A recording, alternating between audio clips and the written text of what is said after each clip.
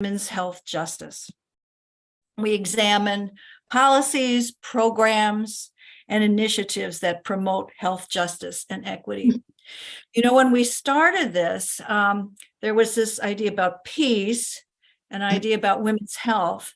And well, what was the connection? How do they relate? What we believe is that the intersection of peace and women's health is justice. And so in this series of webinars that we've designed so far and that will be continuing into 2024, we focused on all kinds of issues like reproductive rights, maternal and child health care, and healthcare for incarcerated women. And tonight, our speakers will share their experience and expertise designing programs for women who are affected by substance use and mental health issues. The U.S. is a country that puts big priority on military and defense spending at the expense of health and human services. And the most recent figure that we found was that defense budget is over $800 billion, and that's B with a billion. Whereas the health and human service budget is less than $100 billion. So there's at least an 8-fold increase in what this country puts its priorities in. Women face additional challenges in seeking recovery and services, many barriers, stigma, inappropriate services, or lack of access to services. In the presentation tonight, we'll give you a little overview. The speakers will engage in a facilitated discussion of their work.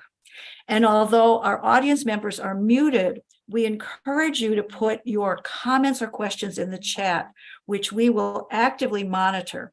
And in the last 10 to 15 minutes of tonight's get together, which would be like 7:45 to 10:08, somewhere in there, we'll share these questions and comments that people have. Excuse me? You haven't started yet, have you? Because I just got in. Yeah, we have started, but we haven't started with the speakers yet. And if you could put yourself on mute, thank you for just. All right, that's all I wanted to know. Thank you. Sure, thank you. Our two speakers tonight are the co-mothers of the Entre Familia program in Boston, which is between and within the family. Dr. Hortensia de Los Angeles Amaro and Ms. Rita Nieves. When we started planning this webinar, Dr. Amaro shared the following description and idea for a title for it. Nothing about us without us. A scientist and public health practitioner partnership that created a gender and culturally informed model of care for Latina women and families who experience substance use and mental health disorders. The two discussants tonight, Dr. Hortensia Amaro is a distinguished university professor and senior scholar in community health at the Wertheim College of Medicine and the Stempel College of Public Health and Social Work at the Florida International University. She has a number of connections to Boston.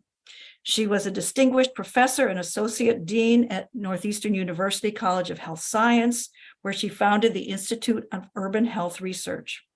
And at Boston University School of Public Health, she was one of the first scholars in the country to introduce graduate courses on the effects of gender, race, and ethnicity on health disparities.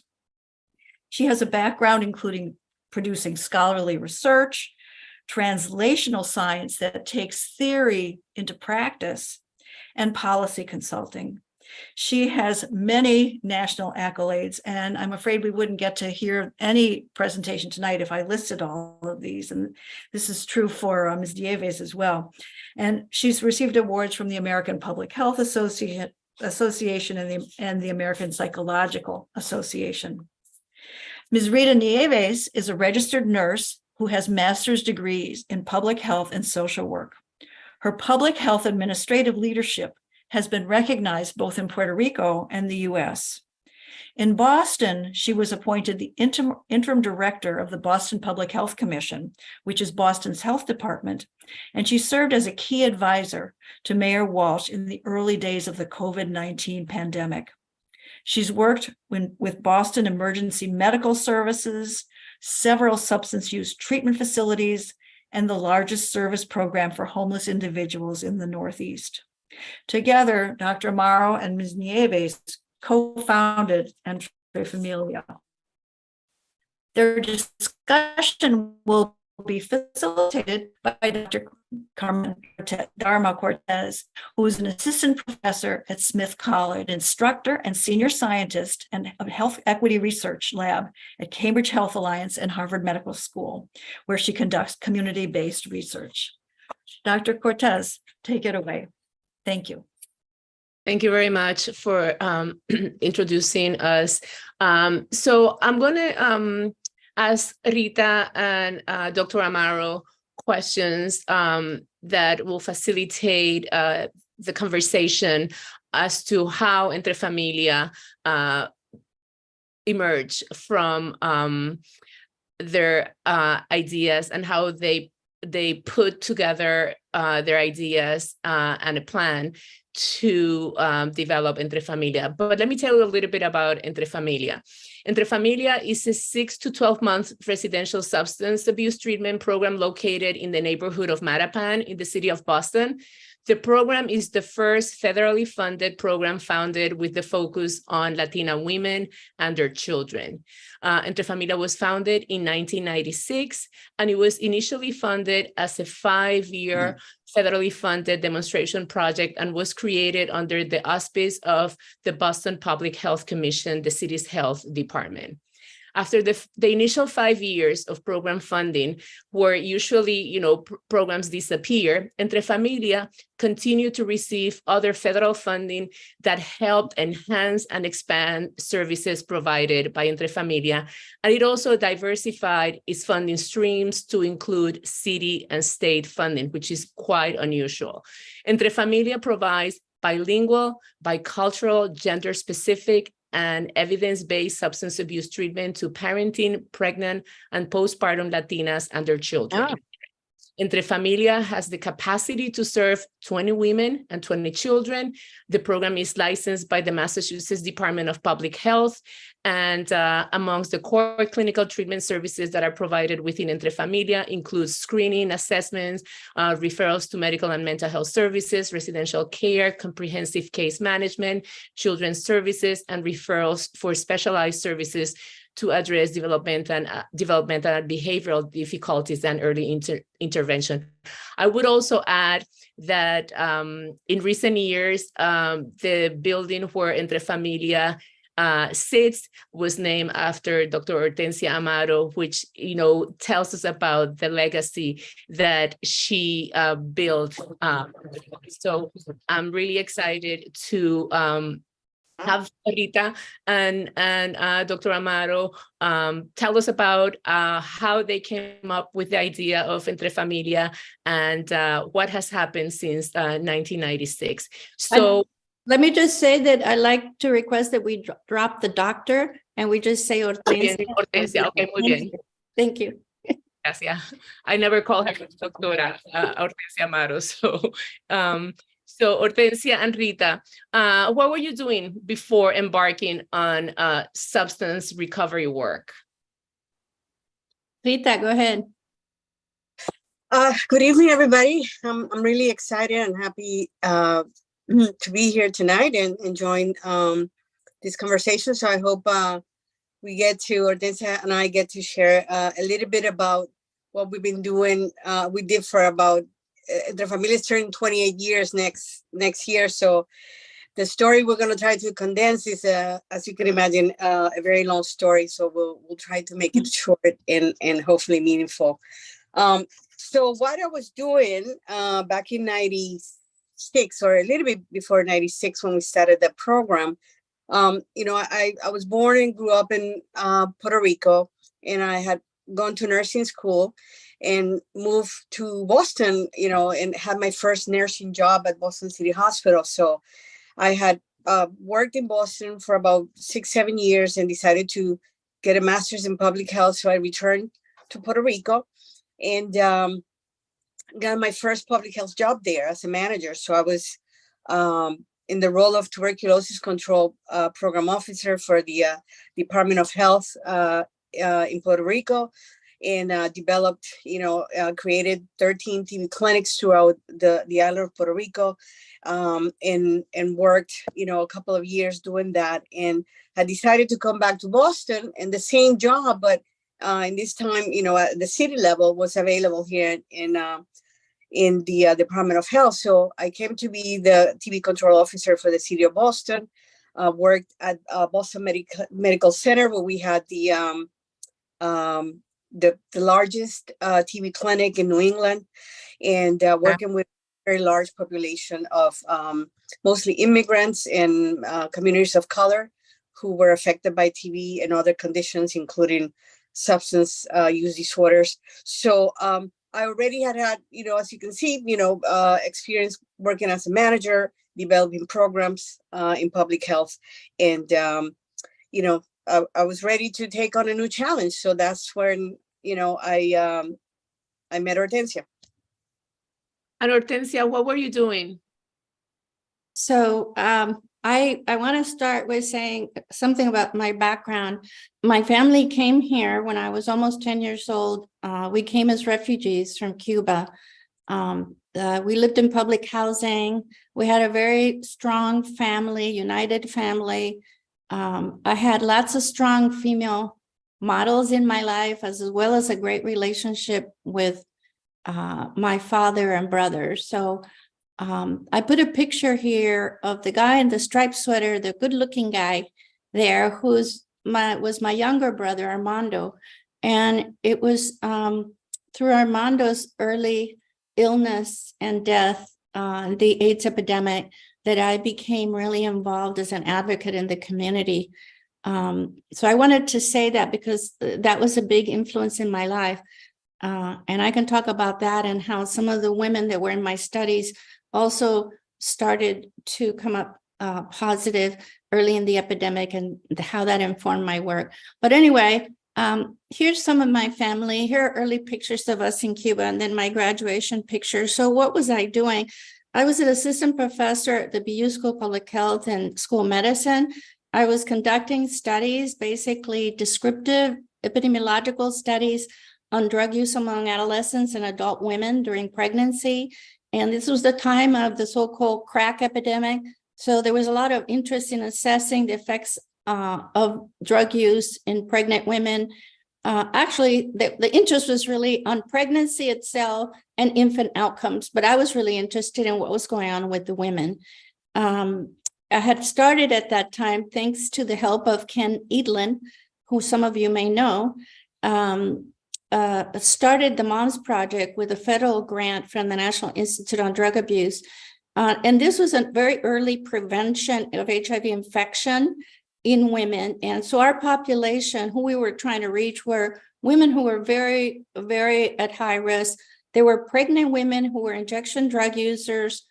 They were pregnant and they were sex workers, or they were partners of injection drug users. And we were using the initial, street outreach model and education. But what we came to see was that HIV was maybe number 20 on the list of priorities, because they were homeless, they were living under bridges, they had nothing to eat, they were being abused, their kids were being taken away, they had significant histories of trauma and mental health problems.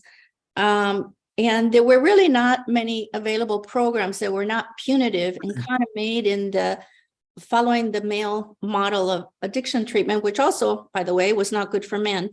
But so that is where I started. And at the time, I also started writing on HIV among women, because I observed that one thing that researchers on HIV prevention, early researchers, weren't taking into account was the low power that women had in their relationships. And that affected their ability to negotiate condom use. And that was kind of being lost in the major theories that were being used. So then we developed the MOMS project into an outpatient treatment program that really tried to address a lot of the issues that we've talked about that affect the women we served and their kids. And that early work really ended up informing what we did at Entre Familia. And I wanted to just say one thing, which is, I'm a child of the 60s. Okay, my thinking and my approaches were informed by social movements of all types. I lived through that, and I've taken that on in what has been important to me to do and how I've done it. So I could talk a lot more about that, but I just wanted to say that's part of my heritage, intellectual heritage. And how did you both meet, Hortensia, Rita? So, yes. So before I met Hortensia personally, I had learned about her work because the City Health Department had a strong partnership with BU School of Public Health researchers. And through that partnership, BU folks could write grants and develop projects in partnership with the City Health Department. And Hortensia already was managing the MOMS project that she just mentioned, so which is an outpatient recovery for women that was already under the Department of Health. So she was a well-known academic partner already within the system I worked. So when Hortensia got the funding for Entre Familia, she was recruiting the project director, the first person that she would hire for that program. And while I was not actively looking for a change in public health, in the focus of my public health work and career, there were many things that made the whole idea, attractive. And this definitely qualified as one of those forks on the road that, come in a very unexpected way. And that when you look back, you see how significant it was and what a difference it made in the direction I went and what happened, after that. And, so I went in a direction that I knew was going to mean lots of challenges and unknowns, but that also felt right at the moment when I was making the decision to go, and join Hortensia. And so the idea of joining an effort that would focus specifically on Latina women and their children was very exciting, not only because the clear need for those services, but also because it would make me feel close to the Latino community and feel that I was contributing to increasing, available services. And working as a nurse in Boston City Hospital and in the TB clinic also at Boston City Hospital gave me a good preview of some of the struggles and gaps of services that communities of color were facing. And this experience also informed my decision to join Entre Familia. And also, the challenge of learning a completely new field and becoming an expert in a completely different field was very attractive to me. And also working with, I never had a women mentor, and never mind a Latina mentor like Hortensia. So this seemed like a very unique opportunity for me. And if you don't know Hortensia, you don't know that she can make you think that you can do anything. So, after I read the grant, I said, oh my God, what is this? Hortensia. It's what did you fiction.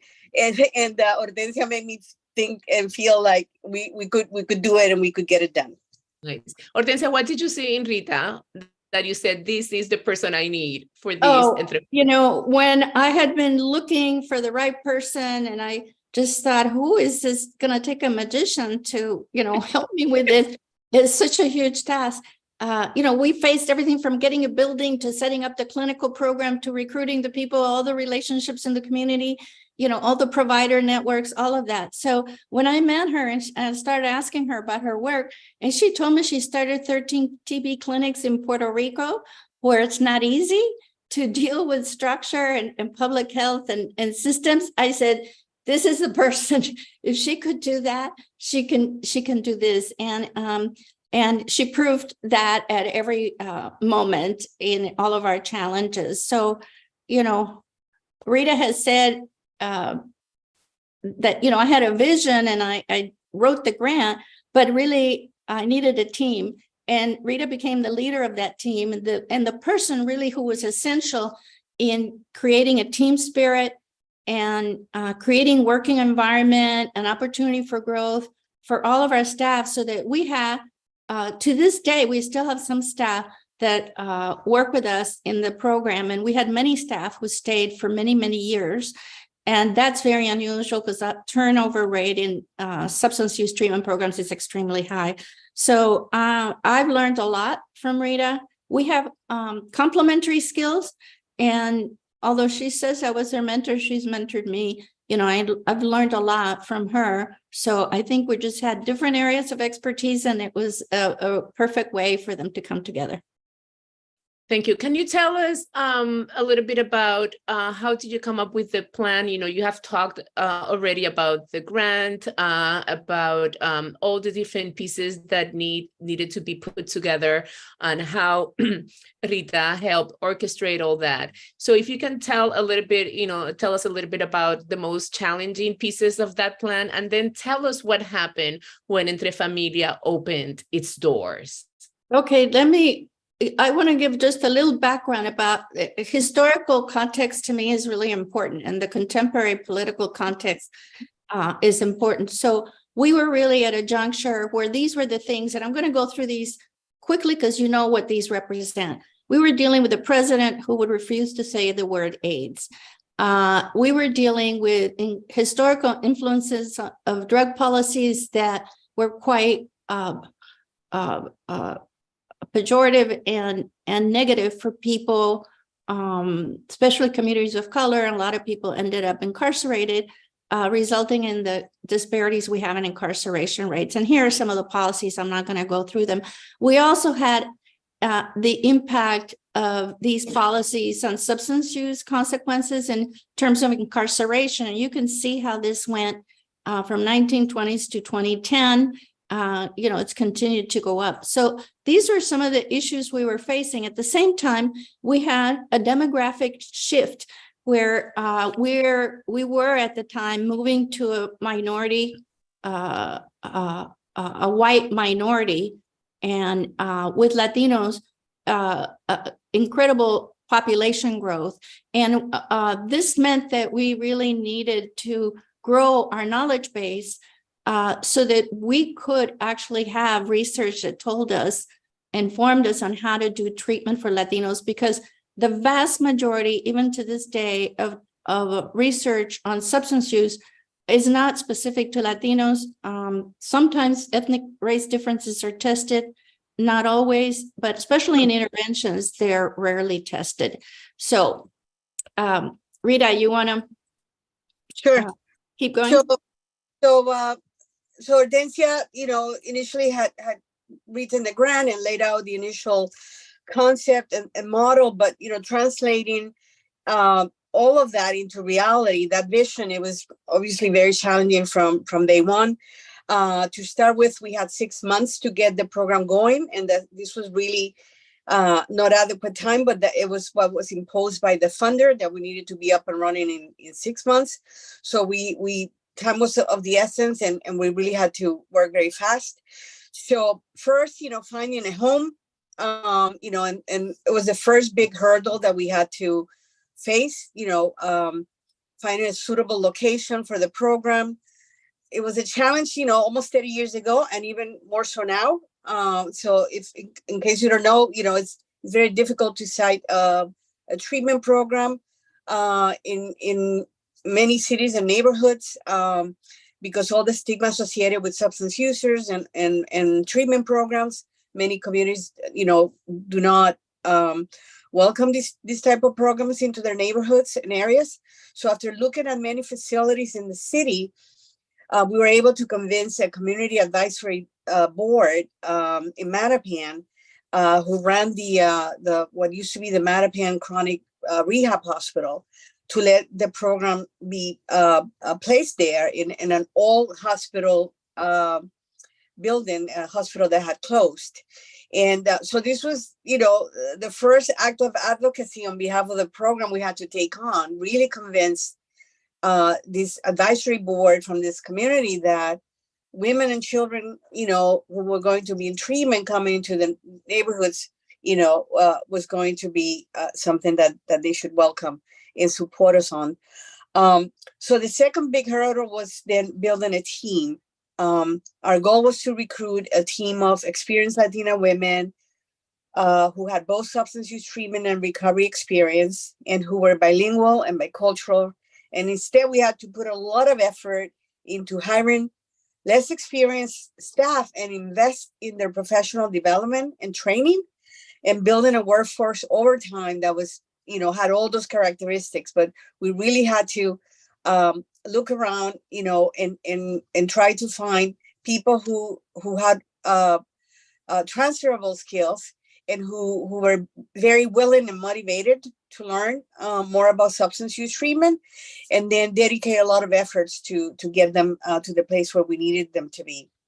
And lastly, wearing multiple hats was also another thing we had to do. We had limited staff, especially at the beginning.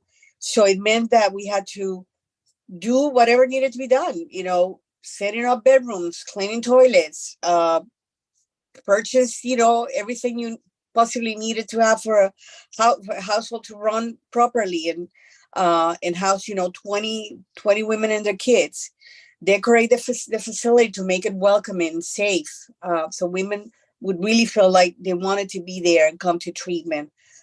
So those were, three, big items that we had to deal with to be able to begin to implement the program and really, make things, the vision a reality. And what happened when women started coming in?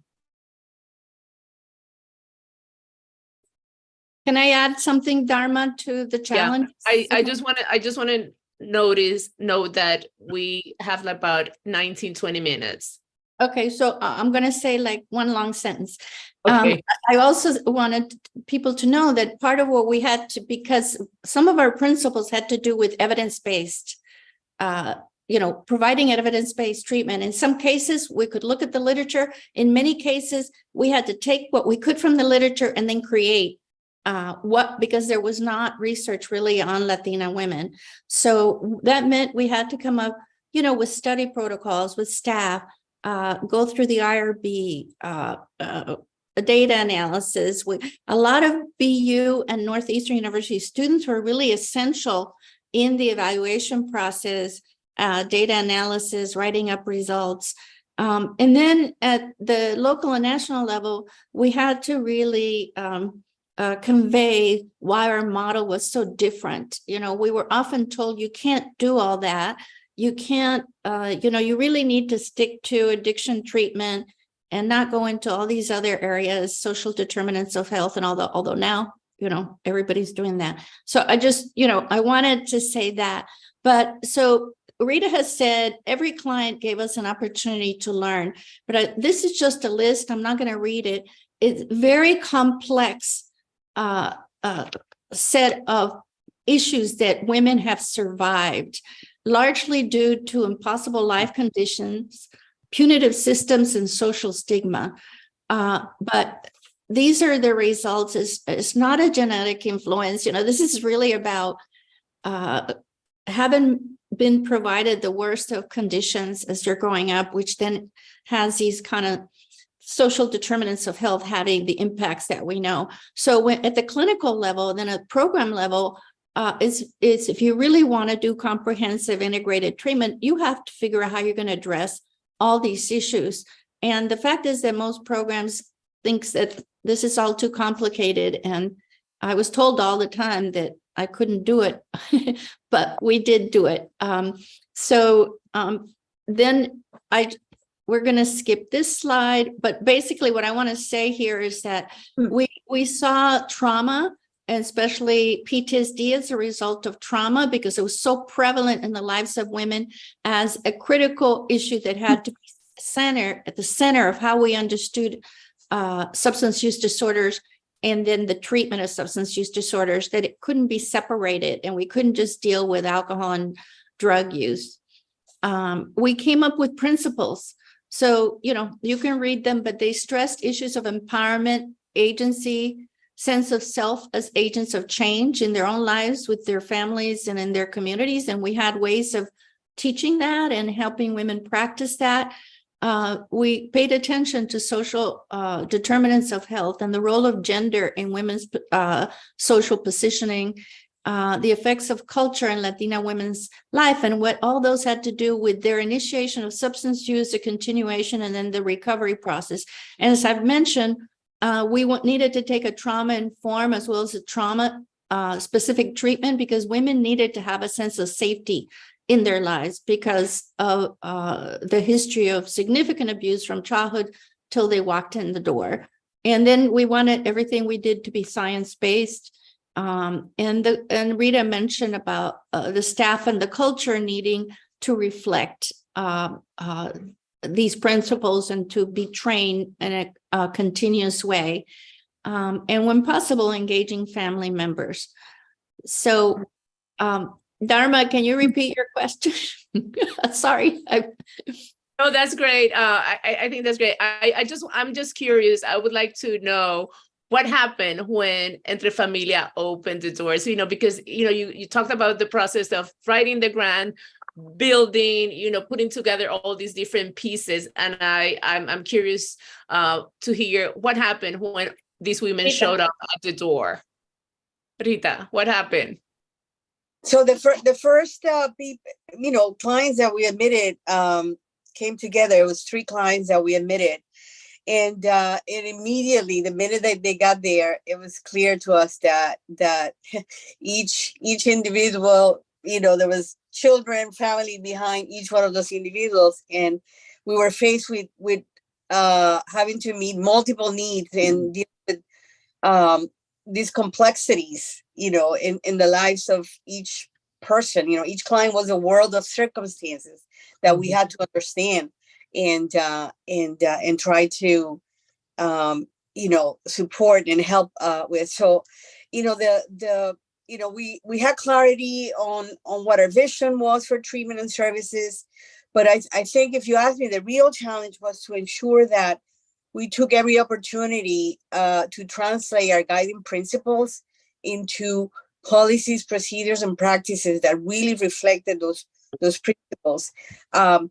If you don't have the visual of what a residential is, it's a 24/7 setting where when women decide to come in, they're giving so much of their power to us.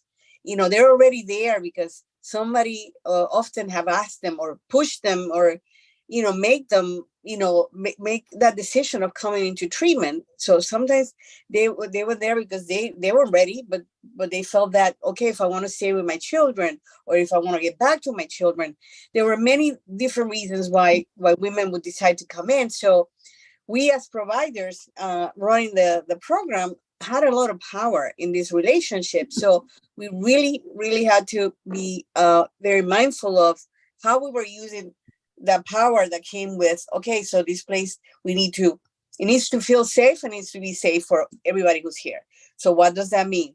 In how we set up rules so everybody stays safe, and how do we make sure that the rules make sense, that they're not just there because we want them, or it makes sense to us, but because there was a rationale for it. So translating everything that we had in mind about, how this is how we're going to do services to day to day, took a lot of practice and a lot of testing, and every client challenged everything we thought we already had learned with previous clients. And the challenge for us was, again, to stay open and to really make sure to remember that every voice of the clients matter, and to get their feedback and input into how treatment was being delivered and what needed to change so we could stay relevant in providing the services. Hortensia, do you want to add anything? If not, I want to move on to another question that I have. Yes, go ahead. So, Hortensia, you talked, in quite extensive detail about the components of the treatment, the challenges, but what was treatment like at Entre Familia, just briefly? You know, what were the different components that you brought in, as you were saying that you were told, no, you're not supposed to do it that way, but you really understood the needs of these women. So how did the treatment look like? Well, so, here's like a listing that you might see, some of items which you might see, but this doesn't tell you much about kind of the guts. So what I wanted to share is that part of what we did as our evidence-based approach is that we actually developed manualized treatment, which most treatment programs do not use. People were trained in the typical things that are evidence-based, like cognitive behavioral therapy and contingency management and things like that. But because we really needed, our interest was in making treatment as proximally relevant to women's experience as possible. They needed to see themselves on the page, okay? So they told us, we need to know about, how economic success. They didn't say economic success. They say, we don't know how to do budgets. How do I apply for a job? How do I look for a job? So economic success and recovery is a group manualized approach. It's psychoeducational. It's not really therapy, but a lot of issues come up. So we recognize the social determinants of health, that poverty was really relevant and that they needed to gain basic skills, okay? Also, most of the women had major trauma just from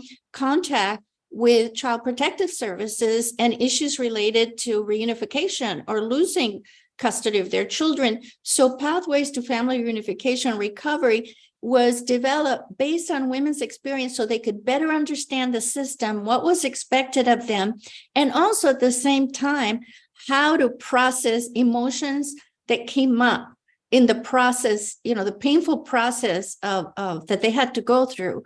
Saberes Poder is our version of a trauma specific treatment in English, developed by Maxine Harris,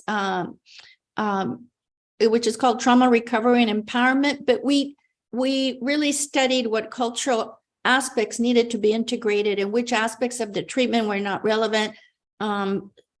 So, for example, for body image, which is part of trauma recovery, we didn't use physical image because Latina women didn't relate to having to be skinny. So we used Frida Kahlo's work on how her trauma affected her feeling and her, about herself. And so we used her drawings, her paintings, and women could relate to that. We recognized, because women told us that spirituality was important, but this is not a curriculum about being spiritual. It's a curriculum that asks women to reflect on the traditions related to the religions that were brought in and whether they are helpful or not to them and whether they're giving them empowering messages or not. And they were the ones to decide.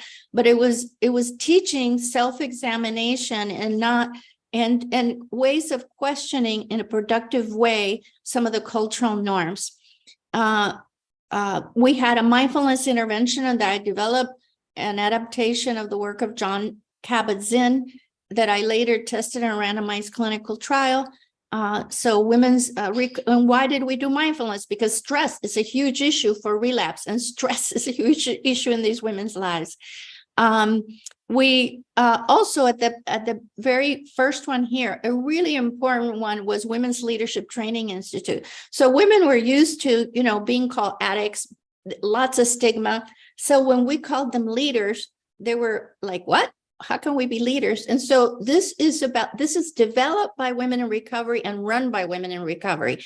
And it's about learning to use your voice, find your voice, use it to tell a story for social change, for change in your family. We even taught them to go talk to legislators, etc.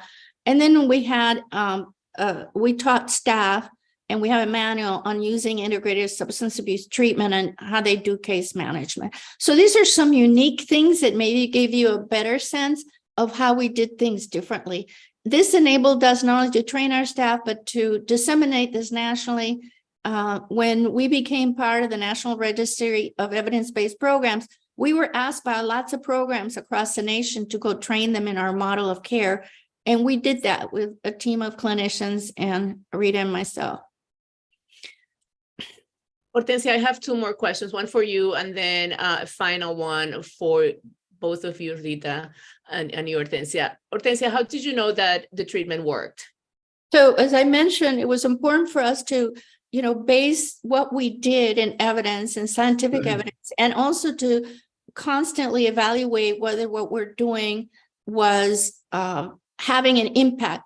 We also had qualitative methods, which I'm not presenting here, but we had lots of focus groups and assessments by clients of what they thought about each session of each intervention, et cetera. So we knew what they didn't like and we could shift, and it was really a work in progress. But in some of our major studies that we did, we found, for example, that, that compared to services as usual, clients at Entre Familia had greater improvements. This was a study with clients, Latina women in services as usual versus in residential also versus Entre Familia, which was this integrated trauma-informed, et cetera. So the treatment retention, in other words, they stayed longer. They had lower risk of dropout compared to comparison group, had 45% greater risk of dropout. In addition, rates of abstinence at 6 and 12 months were more favorable for women in Entre Familia. Their mental health symptoms and trauma symptoms had greatly reduced compared to comparison group. Their HIV risk behaviors were much lower. The comparison group had 3.2 to 4 times more, were more likely to have unprotected sex at 6 and 12 months. And also relationship power, because we also talked a lot about self-empowerment and relationship power, improved in the intervention group. So those are some of the ways we knew we were successful. We also knew we were successful because we received so much recognition for our work because it was so unique. So as I mentioned, we were on the SAMHSA National Registry of Evidence-Based Programs. We received awards from various national organizations, citations by City Council, Menino, and Walsh when they were mayors. And then we were visited by major illustrious leaders like members of the National Academy of Medicine, the American Psychological Association, Surgeon General Richard Carmona, and National Director of the Institute on Drug Abuse, Nora Volkov.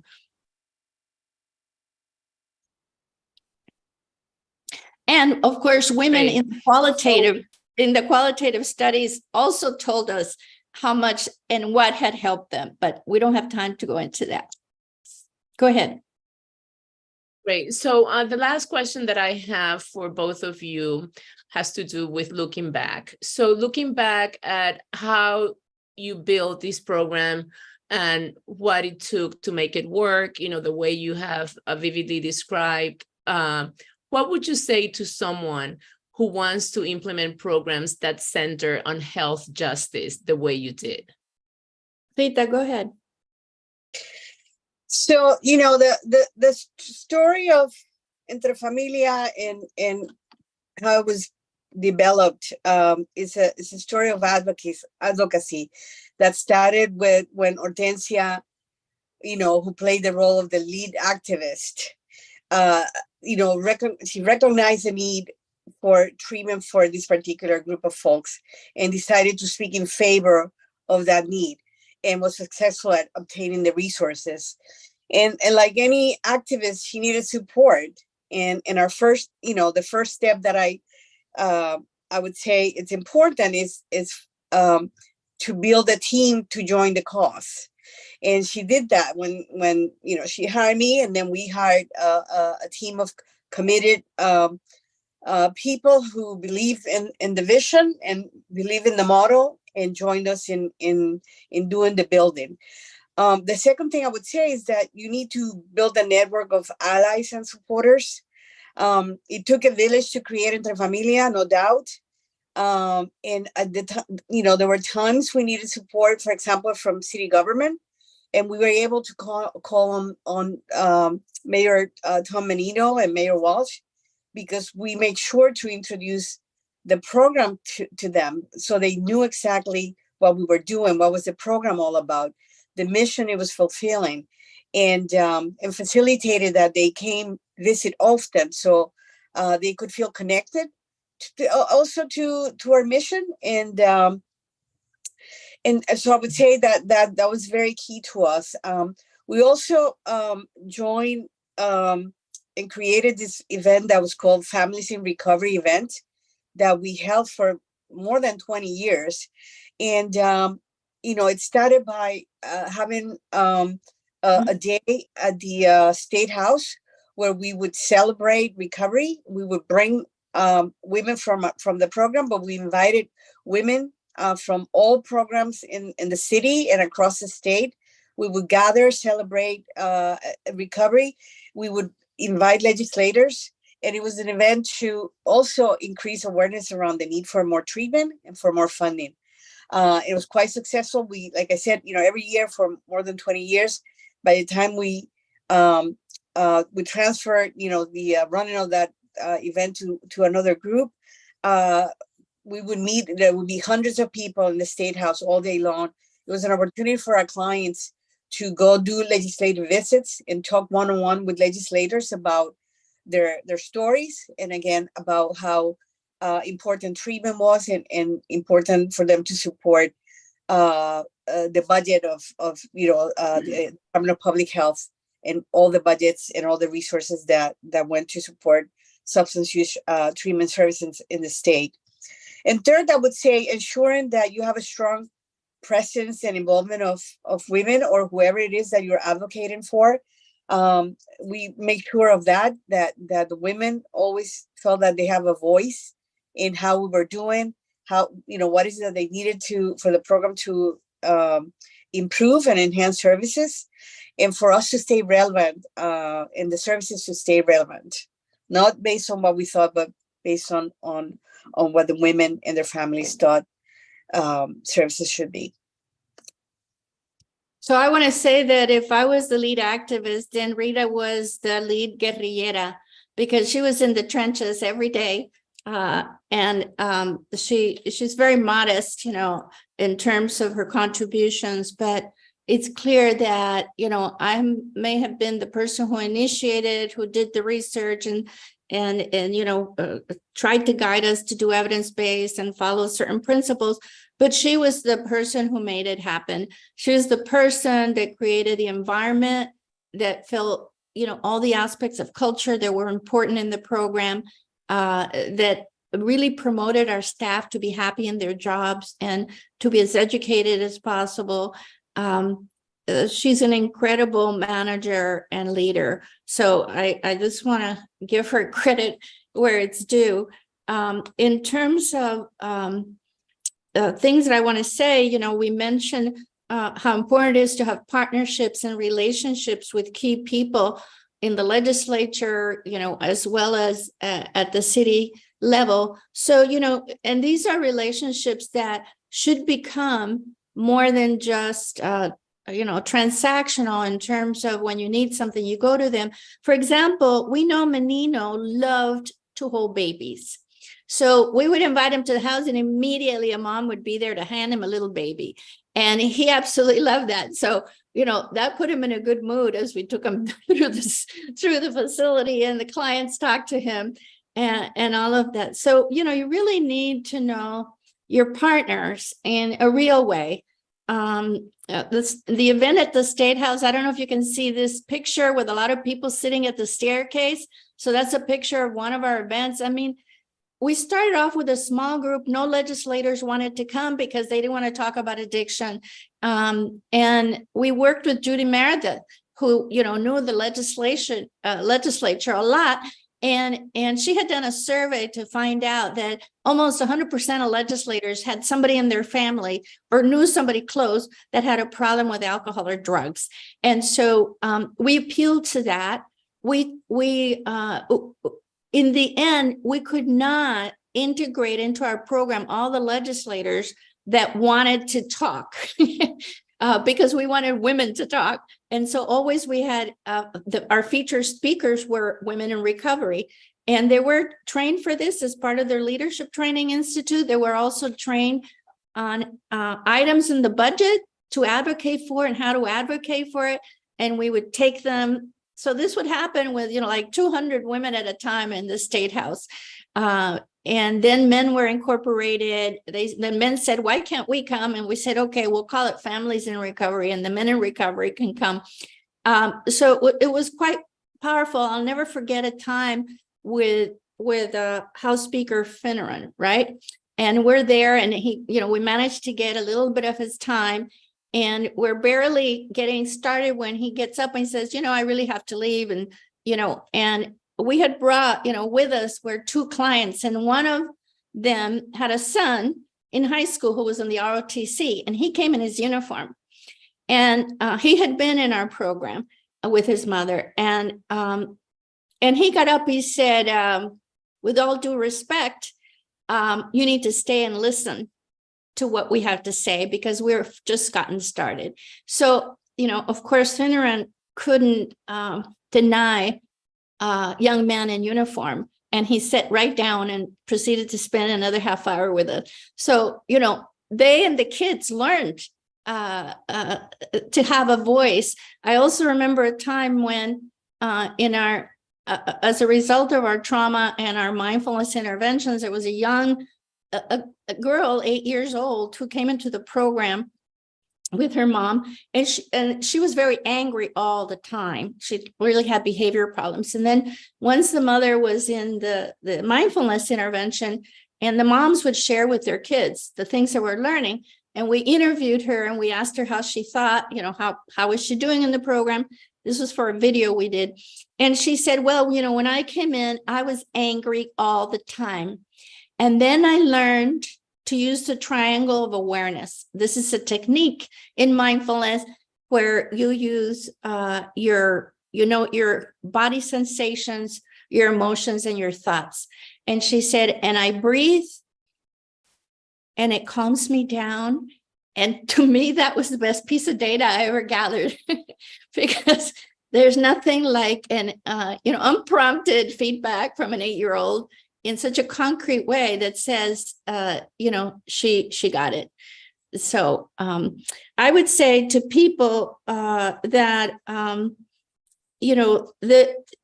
not just the people we serve, but we ourselves have to learn to connect with our own voice.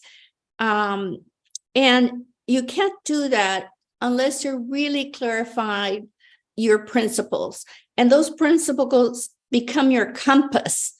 Then when there are forks in the road, what is going to guide you and how to make decisions.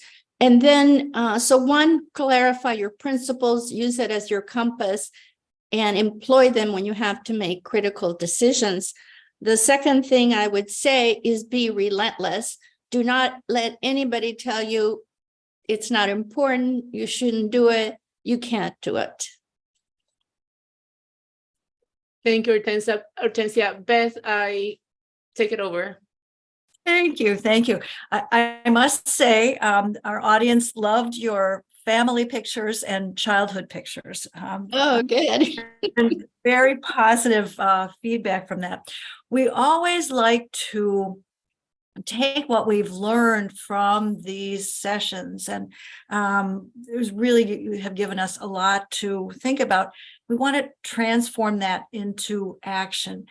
Would you have any ideas about how our circle of audience tonight and our networks can be supportive or lend something, Entre Familia or to the Boston activities? I realize that's a big question, but well, it would take more discussion, and I'm happy to engage that with you in terms of action items. But clearly we're in the midst of a huge opioid and fentanyl epidemic. When we started serving women at Moms Project Entre Familia, it was crack, cocaine, and then some heroin. But really, we didn't see the effects of heroin and fentanyl till much later. So, and that's a whole different scene, especially in terms of fentanyl, because most people, the overdose rates are so high, you have no even opportunity to intervene. But my sense is that, it's clear that we don't have, even though Massachusetts has probably better treatment systems than many other cities, that we still do not see treatment of substance use disorders as being in the mainstream. We have a separate system for that. And that's really a problem, because it brings up issues of reimbursements. The financial streams for substance abuse treatment are really different than the financial streams for other types of healthcare. So it always still has insufficient funding. There's insufficient training, adequate training and evidence-based training for providers, below for example, medical providers. Yes, we have more now providing medication-assisted treatment, but it's still insufficient, especially in rural areas and in minority communities. We have research that's documented that using data from different parts of the country. So one, I think there's still an issue working with the legislature to increase budgets and quality of care in substance use treatment programs. It's not, I think it's quite rare to actually still see consistent delivery of evidence-based treatment in substance use disorders treatment. People are still using very old-fashioned ways that are punitive, that are not empowering, that blame the person. So that's one. Related to that is the kind of changes that are needed in criminal justice in terms of people being put in jail instead of treatment. That's a huge one. And second, if they are in jail or prison, providing appropriate evidence-based treatment for addiction disorders. I would name those two. We did do some work with the legislature around these things, way back, and also around the treatment of women prisoners, because we had reports from clients who had been in prison and in jail of abuse by guards and all kinds of things. So Kay Kahn actually did a lot to initiate some work in that area. Yes, thank you. Being able to recognize the difference between punishment and treatment is a very big gap. And Yes. So much of the stigma that men face is because we look at it as a moral failure instead of a health issue.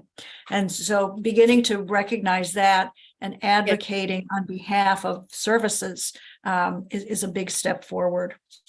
A number of our audience and participants have really expressed their gratitude and congratulations to Entre Familia for 27 years of good work. So I want to thank the speakers, our facilitator, our Fund Healthcare Not Warfare team, Bonnie Gorman and Catherine Delory. And thanks to Cole for his technical expertise. We will be planning more in this series starting in January. And as part of a value-added package of tonight's webinar, all the participants will receive a page-long resource guide so that more reading, more action can come of this. So we want to be transforming our education into something that is active and for our communities. So I want to thank you so much. This was really a wonderful trip, both backward and also forward, to see the work that you've all done. And I want to thank you and thank our audience for tonight. We will be wrapping up. Thank you so much.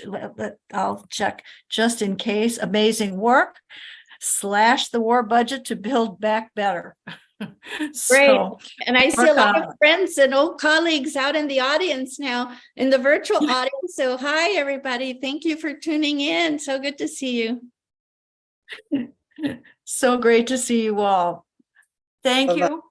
And may we all continue good work. Bye-bye. Thank you, Beth. Thank you for inviting us. Bye-bye. Absolutely. Thank Good you. night. Good night.